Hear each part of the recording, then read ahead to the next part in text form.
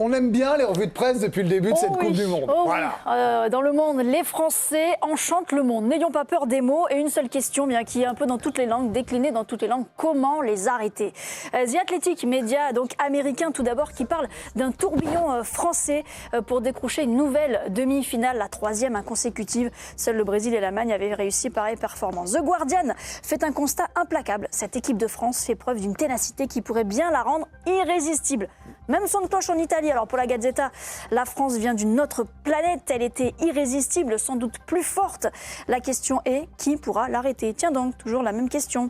Enfin, chez les potentiels adversaires, en demi, en Belgique déjà, le média DH donne déjà rendez-vous au bleu le 14 juillet. Sûr d'écarter l'Espagne ce soir.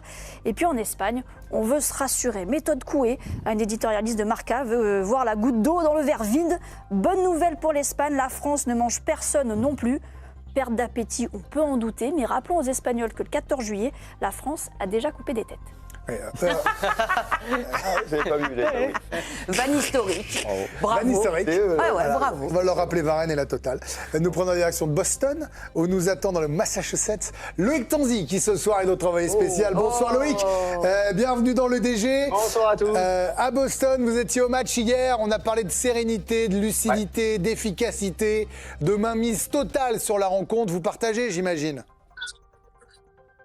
Ah oui, c'était pour moi une prestation stratosphérique de cette équipe de France parce que honnêtement, on parle beaucoup de cette équipe de France avec le ballon, avec Olysée, Mbappé, Dembélé, Doué devant, mais j'étais très impressionné par l'équipe de France sans le ballon hier. On était un petit peu en hauteur, donc on voyait vraiment ce système tactique mis en place par Deschamps, et c'était vraiment, on avait l'impression de voir le PSG, de voir un club avec une équipe qui pressait vraiment toujours ensemble. Ça coulissait super bien quand les Marocains avaient le ballon, et puis on a complètement empêché les Marocains de jouer au foot. Donc je trouve que cette équipe de France monte en puissance, en plus, progresse de match en match. Et le seul mot qui m'est venu à l'esprit hier après le match était monstrueux. C'est vrai qu'on peut toujours se poser la question, est-ce que les Marocains n'ont pas joué ou est-ce qu'on les a empêchés de jouer? C'est toujours un peu le même genre de question. Djibril, Jérôme, je vais commencer avec vous deux, vous étiez sur le terrain. Alors, vous avez joué une Coupe du Monde, Djibril. Hier, Vikash nous disait à quel point c'était des matchs différents. Voilà, c'est comme ça, le ballon, il est un peu plus lourd, le pied, il est un peu plus compliqué. Mais ces gars-là, on sent qu'ils savent. Est-ce que vous avez été impressionné, vous, par ce que vous avez vu? Quand même, oui. Même s'il y a beaucoup de talent et qu'on le sait. Mais il faut quand même le mettre en application. Une Coupe du Monde, ça ne se gère pas comme un match de championnat ou même un match de Ligue des Champions. On représente son pays, il y a une certaine fierté et pression à savoir gérer.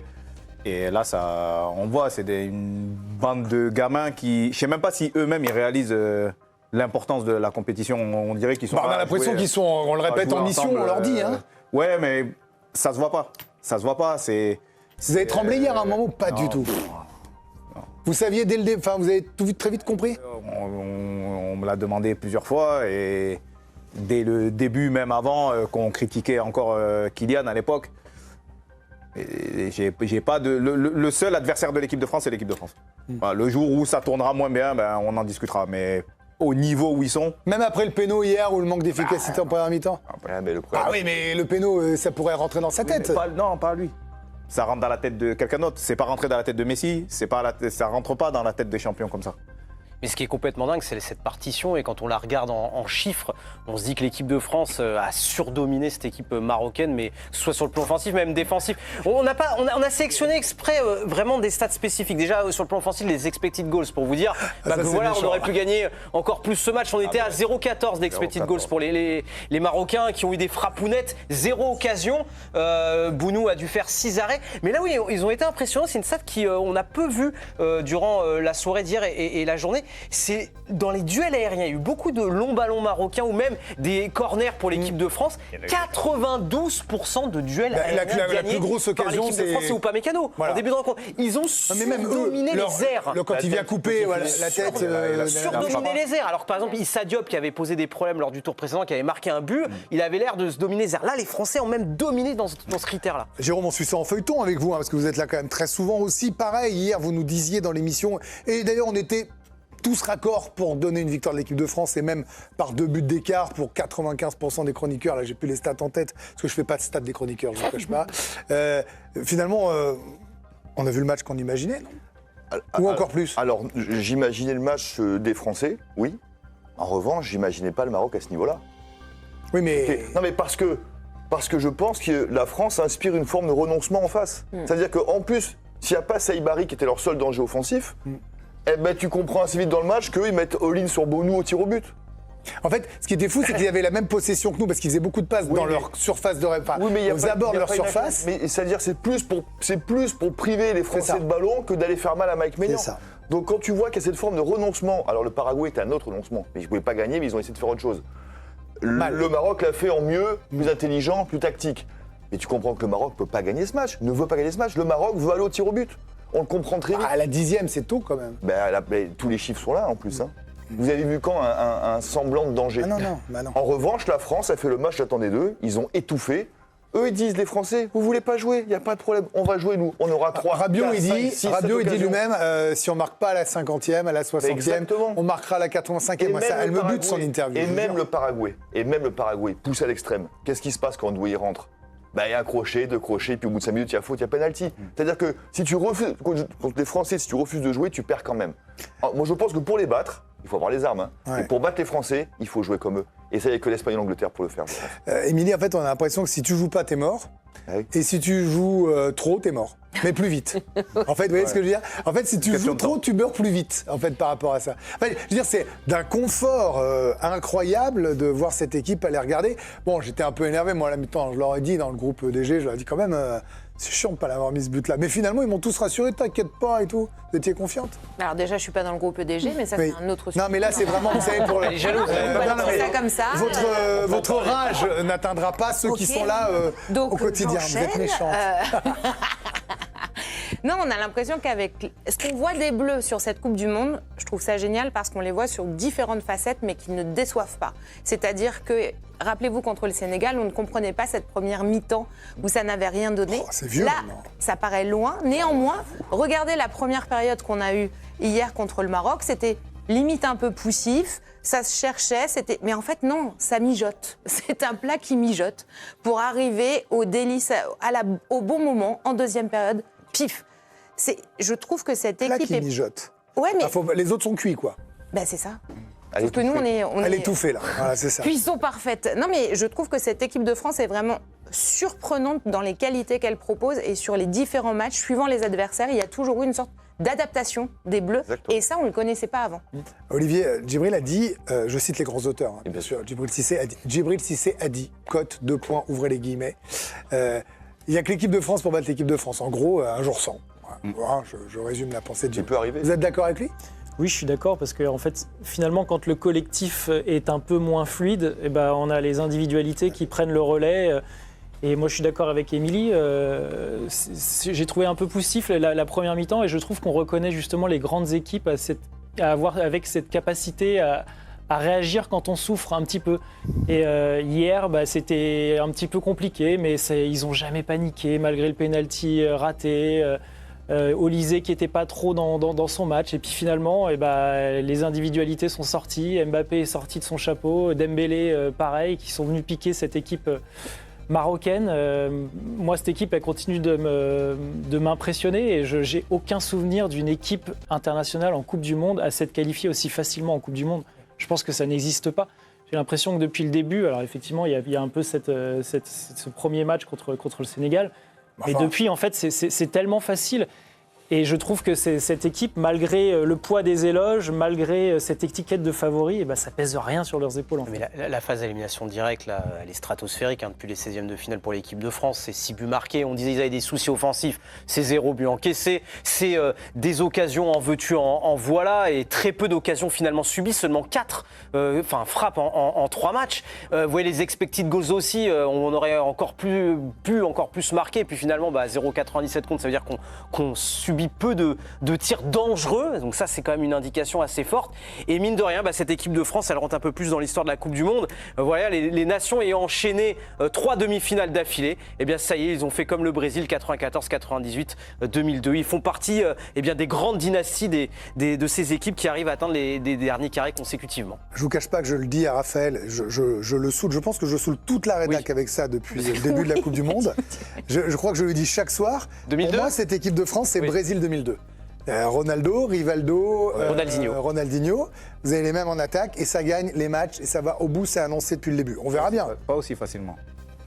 2002, j'y étais. Oui, c'était plus dur pour le Brésil, mais enfin, ils sont allés au bout. Un peu plus. Ouais, Mais ils sont allés au bout. Nous, maintenant. Oui, bien sûr. Mais ils sont allés au bout en étant favoris avec une attaque de feu. Vous avez raison, leur match était plus dur d'ailleurs. Loïc, les méchants, the bad guys, the bad boys. Racontez-nous là, pourquoi c'est les méchants, les Frenchies? À la base, c'est parti d'une petite phrase où il disait on arrive méchant, on arrive déterminé sur chaque match de Coupe du Monde. Et puis après, le Paraguay, c'est devenu on est les méchants parce que les Paraguayens ont voulu faire les méchants sur le terrain et les joueurs, après la rencontre, ont dit voilà, vous avez voulu faire la guerre, on vous a fait la guerre et finalement, les méchants chez nous. Donc aujourd'hui, on se rend compte que cette équipe a un surnom, s'est donné un surnom dans cette compétition-là et on t'appellera peut-être pour l'éternité désormais les méchants, comme on a appelé les handballeurs à l'époque, avec plein de surnoms en fonction de leur victoire consécutive. Loïc, pour bien prouver que c'est pas que franco-français, et on a vu Candice avec sa revue de presse où il sautait plutôt dithyrambique. Aujourd'hui, pour la presse américaine ou ceux que vous entendez, l'équipe de France est archi favorite du tournoi. Mais ça, depuis le début de la compétition, quand nous, on a été un peu plus réservés justement sur le début avec des problèmes d'équilibre, on a beaucoup parlé de la défense, on prenait des buts en préparation. La presse internationale, ici, aux États-Unis, depuis le début, tout le monde dit l'équipe de France est impressionnante. Cette équipe de France-là va aller au bout. Nous, on a plutôt tendance à calmer tout le monde en se disant mais attendez, nous, on a des défauts dans cette équipe, on voit des problèmes dans cette équipe de France-là. Et là, aujourd'hui, c'est de pire en pire. C'est-à-dire qu'aujourd'hui, à part l'Espagne en demi-finale, on a vraiment l'impression qu'il n'y a personne qui peut battre cette équipe de France. En tout cas, tous les journalistes étrangers ne voient personne battre l'équipe de France. On en parlera, mais une finale contre l'Angleterre ou l'Argentine, par exemple, ça pourrait être diantrement sexy. Dernier mot, Loïc. Dernier mot quand même sur cette équipe. Pas de pépin, on est d'accord, hein, ça va pour Kylian Mbappé. On est rassuré, on l'a vu sauter à la fin. Personne n'a de carton jaune en demi-finale. Tous les voyants sont au vert. Il faut aller à Dallas. Ah, on n'a jamais été aussi loin, c'est pas grave? Ah, on est loin. Pour la première fois, on va faire 4 heures de vol pour aller à Dallas. L'équipe de France partira dimanche à J-2. Et tout va bien, oui.